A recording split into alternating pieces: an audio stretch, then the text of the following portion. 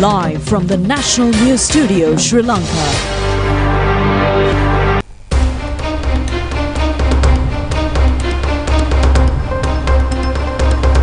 Bringing you the news from Sri Lanka and across the world, it's your national news broadcast on Sri Lanka Rupavahini Corporation. I'm Siobhan Pereira. And I'm Kasani Balachandra Adhikari. Let's start off with a look at your headlines for tonight. President meets World Bank representatives. Bondholder Committee of International Sovereign Bonds has reached an agreement on restructuring terms. Customs trade union action called off. Minister Bandul emphasizes not to be deceived by false rumors shared by various entities on the presidential election. United National Party Presidential Operations Centre opens in Vaunia. Second phase of Yukti operation begins. An interim injunction order issued preventing the implementation of the Gazette notification to increase the daily wage of the Plantation employee. UK elections underway.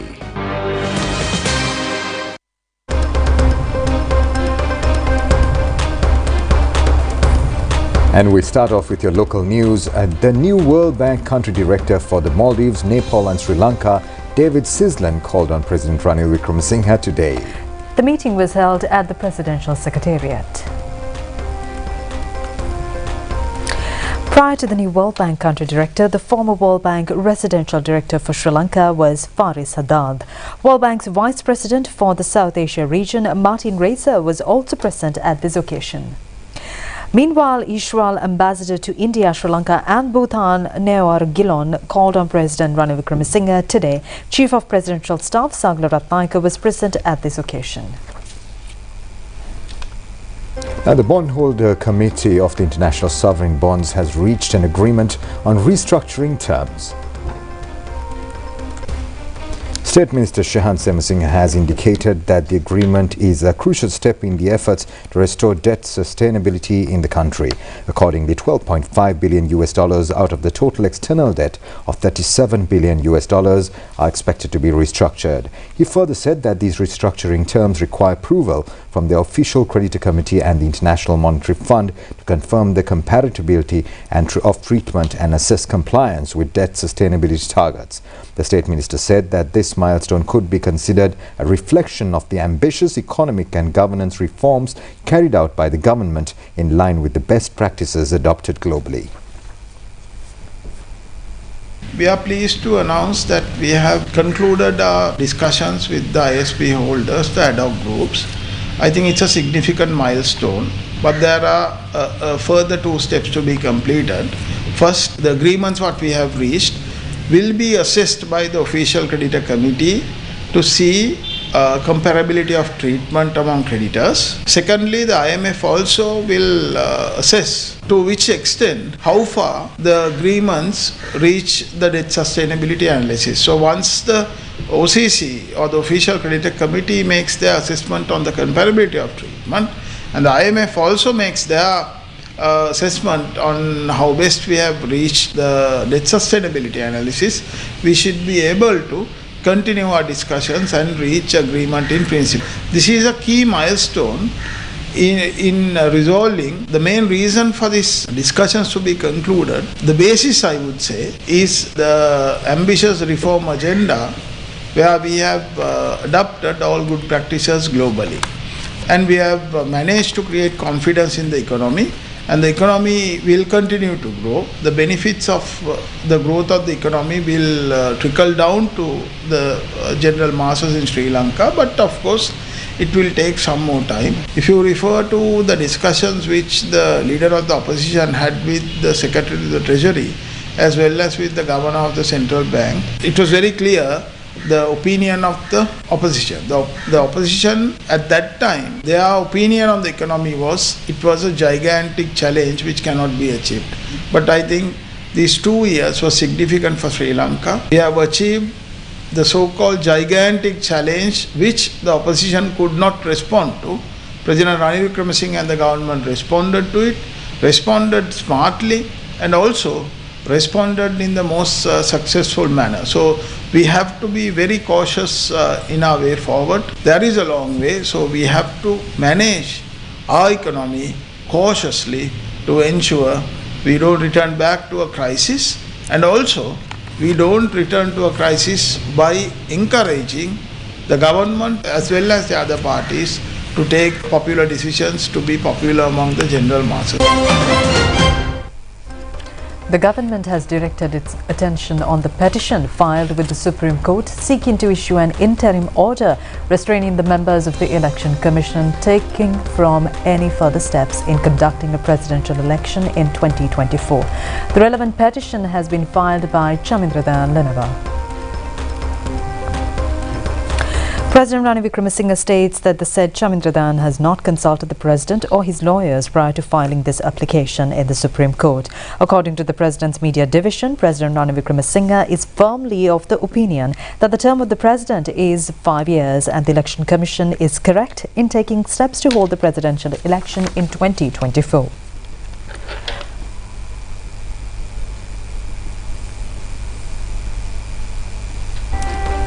The trade union action launched by the custom officers based on several demands was called off today. Now the strike action was called off with the mediation of State Minister Ranjit Singh Balapitiya. Efforts are underway to expedite the process to release essential goods which had been delayed. Customs trade unions launched this strike action in the guise of a 2-day sick leave campaign. Following a meeting with the State Minister, the trade union officials decided to call off the strike action. The State Minister engaged in an observational tour at the Customs headquarters to inquire into the operations of the Customs. State Minister Ranjit Singh Balapitiya said that a special discussion was held in the Customs Department. He said that they presented certain disparities with the Customs Ordinance. He said that a special attention will be directed in this regard under the guidance of the President.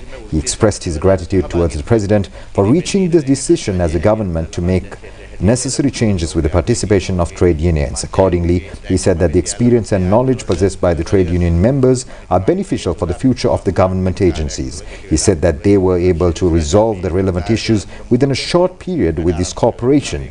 He expressed his gratitude for the customs trade unions for commencing operations soon after the discussions reached at the meeting. Cabinet spokesman Minister Bandara Gunawardena emphasizes that a decision pertaining to the presidential election will not be taken outside the provisions of the Constitution under any circumstances. The minister further said that public should not be deceived by the false rumours shared by various entities in this regard. Minister Bandara Gunawardena said that he inquired from the President whether an individual was sent to file an application to postpone the elections through a court order. He said that the President clearly informed him that as conveyed to the Cabinet, the elections will be held before the 17th of October as per the Constitution. Accordingly, he said that the President, as the Finance Minister, has allocated required financial provisions to conduct a presidential election. The Minister said that the President is sure that the election will not be postponed. He said that certain entities have come up with various political stories to confuse the public opinion through strikes, protests and various other campaigns. In more local news, several road development projects in the Kasbah electorate were commenced today. It was held with the participation of Minister Bandara Gunawardena. Accordingly, the development activities in the Bokundara Makuluduwa Road and the Godaparagahavatta Road were commenced. These projects have been initiated under the 1,500 km road development project. Many public representatives were present at this occasion. Minister Bandara Gunawardena said that by handing out a couple of computers and a smart classroom, the opposition leader claims in front of the chief prelates that he has launched a revolution. He said that he was the education minister when the country was deprived of IT and engineering technology subjects. He said that 1,000 technological labs were established in the country along with 62,000 computers. The minister said that he introduced the technology stream for the students in the country. Vasant Samarasinghe arrived at the Colombo Fraud Investigation Bureau in Colombo today to record a statement over the leasing of a building. The relevant complaint was made 6 months ago. Accordingly, Vasant Samarasinghe arrived at the Bureau to record a statement in this regard. Tilak Dharmasirikito said that this is an asset belonging to a trust fund. He said that 4 illegal deeds have been drafted under a trade union. He said that the fraud is amounting to 3.6 million rupees. He also said that the asset belongs to National Workers Institute Trust. He added that the complaint was made on the 2nd of January.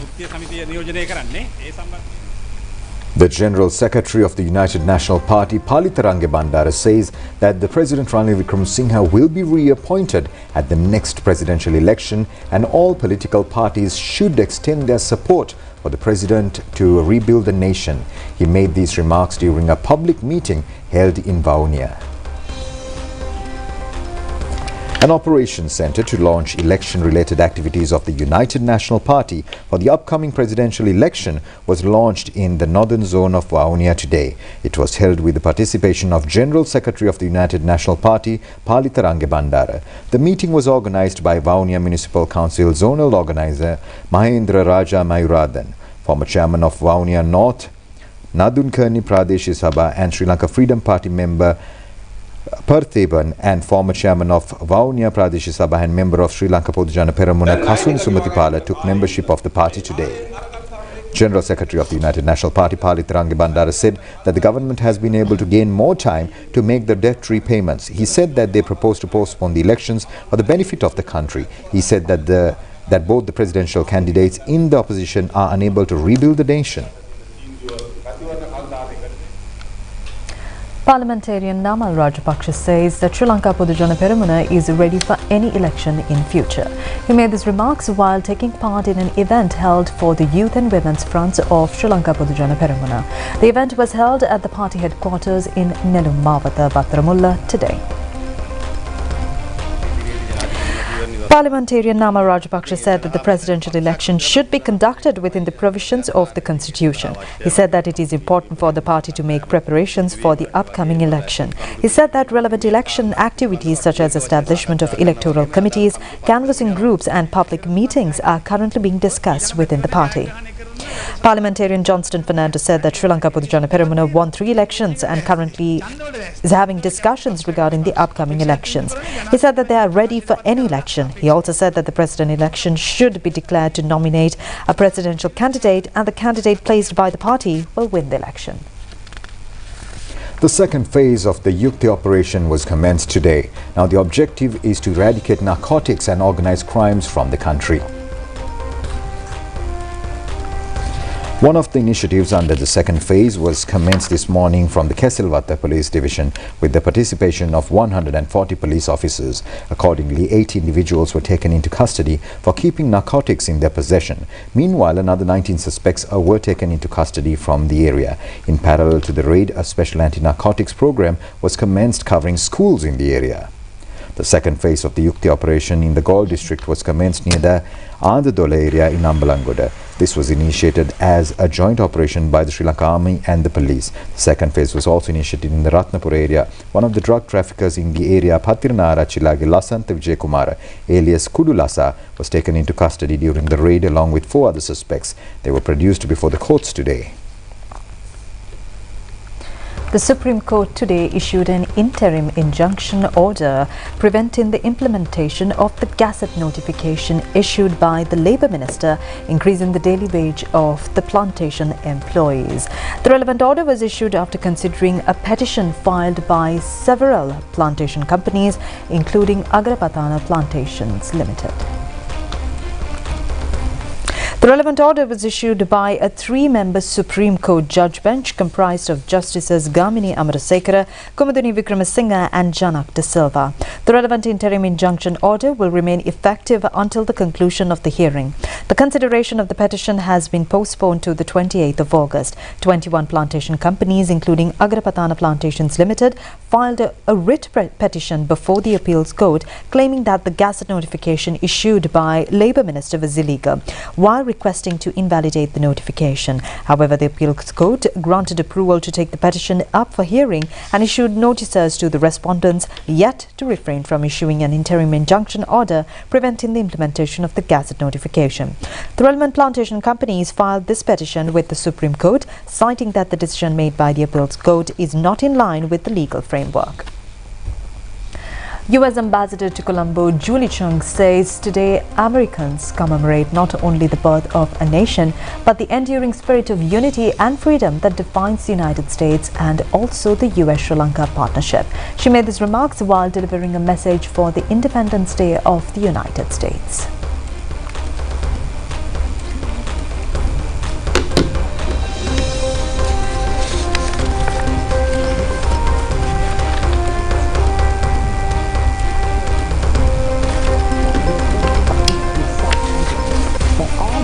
Equal, that they are endowed by their Creator with certain unalienable rights, and among these are life, liberty, and the pursuit of happiness. But to secure these rights, governments are instituted among men, deriving their just powers from the consent of the governed.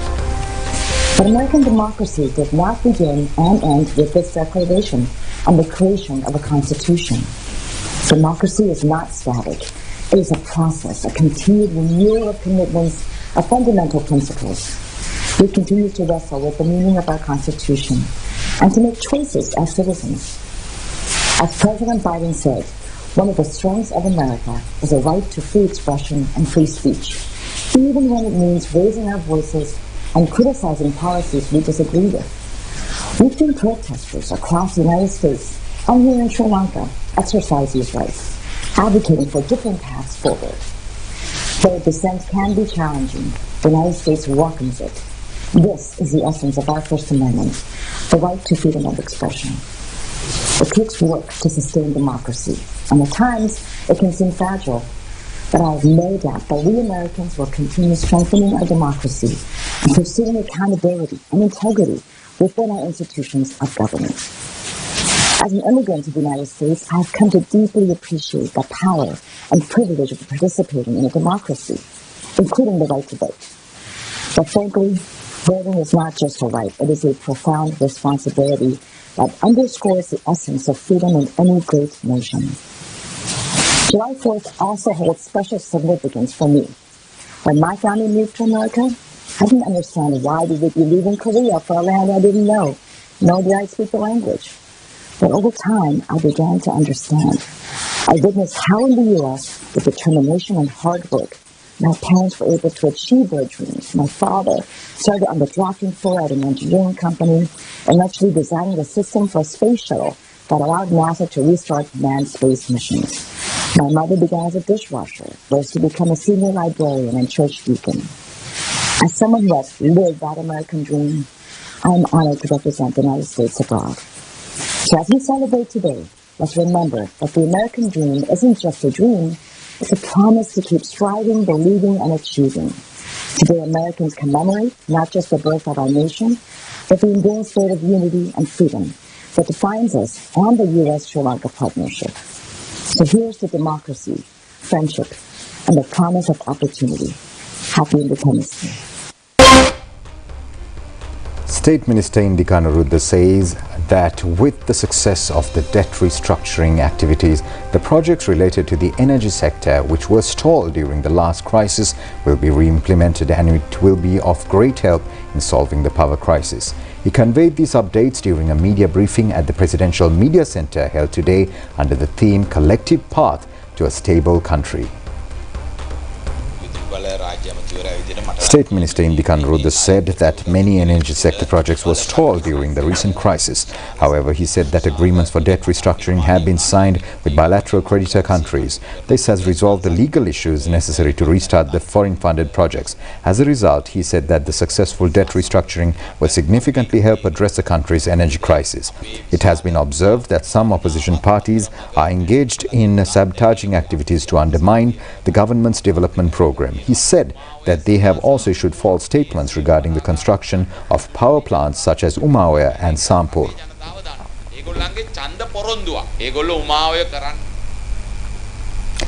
The remains of the late R. Sambandhan was airlifted to Jaffna today. The remains were kept at the Ilangai Tamil Arzukachi party headquarters in Jaffna for the public to pay their last respects. Subsequently, the remains were taken to the Tande Silva Art Gallery in Jaffna in a vehicle parade. A large crowd gathering at the art gallery to pay their last respects to the late R. Sambandhan. Northern Provincial Governor P.S.M. Charles and public representatives were present at this occasion. The remains will be taken to Trincomalee tomorrow and the last rites will be conducted on coming Sunday.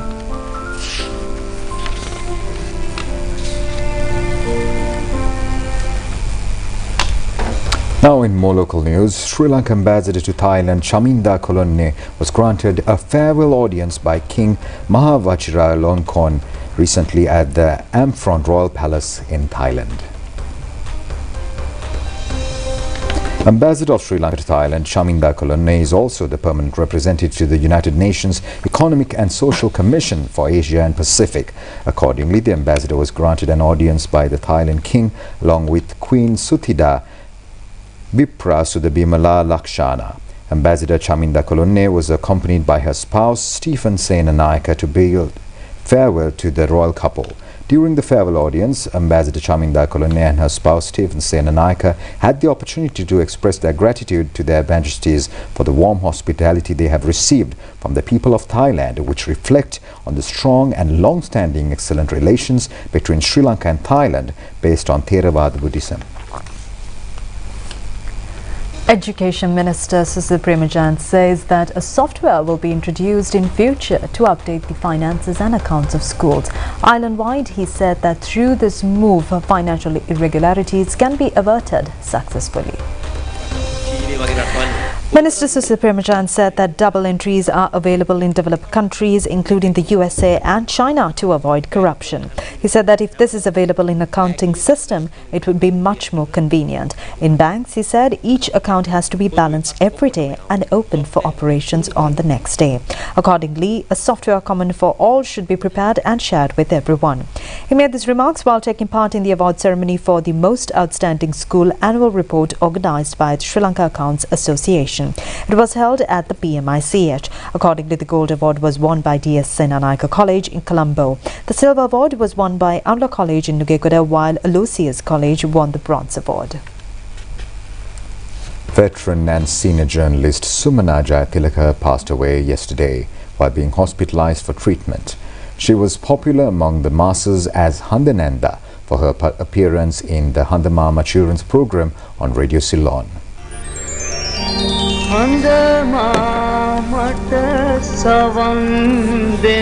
The Handamama Children's program, which is still on air today, was initially commenced in the early years of the 60s by the national broadcaster. Late Sumana Jayatilaka joined Radio Ceylon in 1940 as a child artist to present a poetry program. She was renowned as a child artist in Radio Ceylon for reciting excerpts from historic literature such as the Eluattana Galuvanshaya and Saddharma Ratnavali. Late Sumana Jayatilaka also recited the poems prepared by Sri Lanka Broadcasting Corporation, which were aired on the BBC Broadcasting Service for the coronation ceremony of the late Queen Elizabeth in 1953. She was awarded with many local and international accolades after becoming a permanent announcer for the national broadcaster. She also acted in the capacities of presenter, program composer, producer for Ruhunu Sevaya and controller for Kandurata Sevaya. She also assumed the directorship of the Women and Children's Unit of the Sri Lanka Broadcasting Corporation. She also worked as an actor in many stage dramas including Maname, Pabavati, Muhuduputtu, Hastikanta Mantaraya, Davasaka Venasa, Balana Kapolla, Ratnavali and Matikaratte. Authoring many children's songs and books, late Sumana Jayatilaka presented not only Handamama but magazine programs such as Aviddapaya Dahaswati and Vanantare Katandare. Handamama children's program was first aired on December 14, 1963. This was the first children's program aired on the Sinhala commercial service, serving continuously for a long period as a producer and a presenter for the Handamama program. Late Sumana Jayatilaka featured in the Guinness Book of World Records for her service.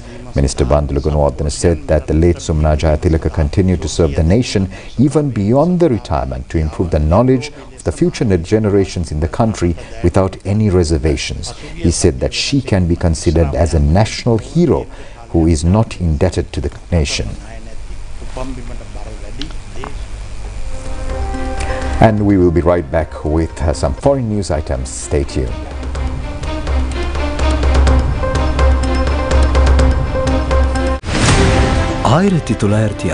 முதல் 6 தசாப்தங்களுக்கு மேற்பட்ட அனுபவம், அறிவு மற்றும் தொடர்பாடல் திறன்களோடு நாளைய தினத்திற்கு ஏற்ற digital வங்கியலின் நவீன சேவைகளினூடாக எதிர்கால வெற்றிக்கு வழியமைக்கும் 63 வருடகால தேசத்தின் அபிமானம் மக்கள் வங்கி.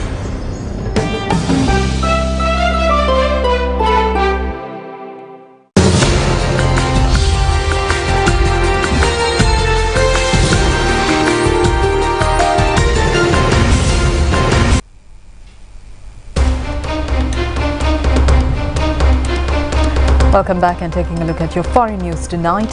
People across the United Kingdom were casting ballots in a snap general election called by Prime Minister Rishi Sunak. Following 6 weeks general election campaign, the moment of decision had finally arrived for the voters to determine whether the Conservative Party leader will remain in the top job or if Keir Starmer of the main opposition Labour Party will become Prime Minister.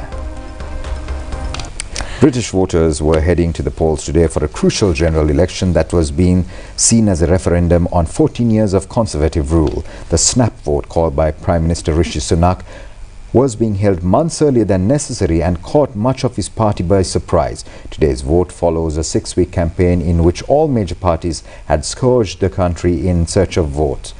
Much of the debate had revolved around the economy and the cost of living, the state of Britain's public services and the tax and immigration. Around 46.5 million Brits are eligible to vote in the election. They are casting their ballots in 650 separate constituencies across the nations of England, Wales, Scotland and Northern Ireland, with 326 seats required for a party to form a majority government. The votes counting will take place throughout the night and into Friday morning. Powerful Hurricane Beryl had hit Jamaica with heavy winds and rains, damaging buildings and felling trees on the Caribbean islands. The Category 4 storm brought winds of up to 130 miles per hour on Jamaica's southern coast. Social media photos show floodwater pouring down streets with roofs ripped off by the wind. The storm killed at least 7 people so far as it sweeps across the Caribbean. It had now been downgraded to a Category 3 storm and is due to make landfall in Mexico later on Friday.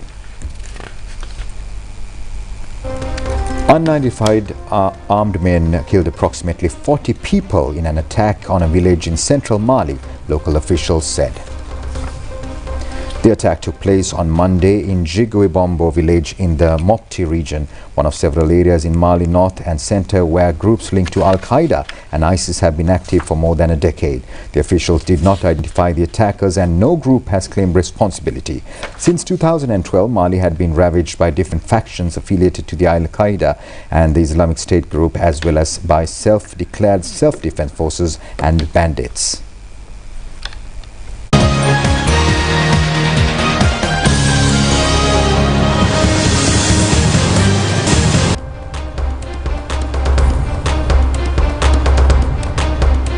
Sports news tonight. President of Sri Lanka Society of Rugby Football Referees Dinka says that they will not engage in officiating matches of the school's league rugby tournament for 2 weeks. He said that this decision was reached following an incident occurred during the school's match held in Ratmalana recently. The referees were allegedly assaulted during the match held recently in Ratmalana between Science College and St. Thomas's College, Mount Lavinia. Following the incident, Sri Lanka Society of Rugby Football Referees reached decisions not to officiate the relevant matches during the period. The president of the association said that the mental condition of the referees has dropped following the incident.